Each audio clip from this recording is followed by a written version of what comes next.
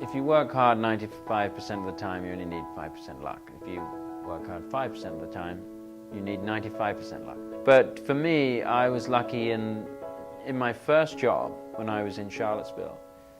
My immigration status was basically coming to an end. And I just happened to walk into the building as the corporate lawyer. He was there, just so happened to be there that day, and he just so happened to be walking out as I was walking in.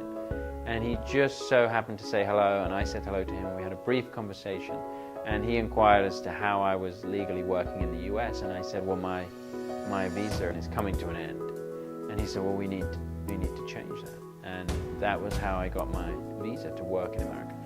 I mean, I really didn't have the background of somebody who should be broadcasting American sports, and I don't now. I broadcast golf, which I know a lot about, but it was getting into the door was tough for me. Really, I would have had a much better chance of working in news. And I just jumped straight in, and I was doing all the production work and editing videos and getting screamed at for not getting things done in time, and writing some stuff and getting experience for European Tour Productions, which is the production arm of the European Tour Golf.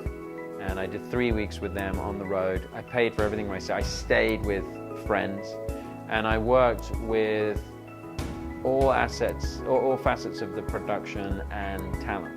It's a great privilege to commute to work by getting on a plane and going to nice locations around the world, staying in great hotels, and broadcasting something which you would probably be watching even if you weren't getting paid to broadcast it. So, that's a pretty good motivator for anybody, really. And to also do bigger and bigger events. I'm very lucky to have the job that I have. I was sitting at dinner with the executive producer of the broadcast, and there were 6 of us, just the announcers of the show and the producer and director. And there's probably 6 or 7 of us at dinner at this restaurant on the banks of Lake Geneva in France.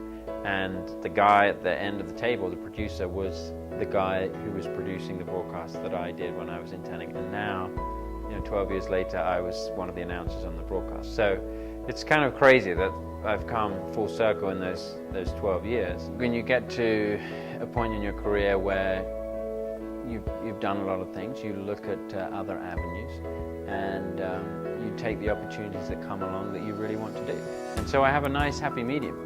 It's a case of keeping on the track and seeing what comes along, but not letting your foot off the gas pedal too much. For me, I think when you're part of a high-level NBC broadcast, when we're really on song, there's just nothing better.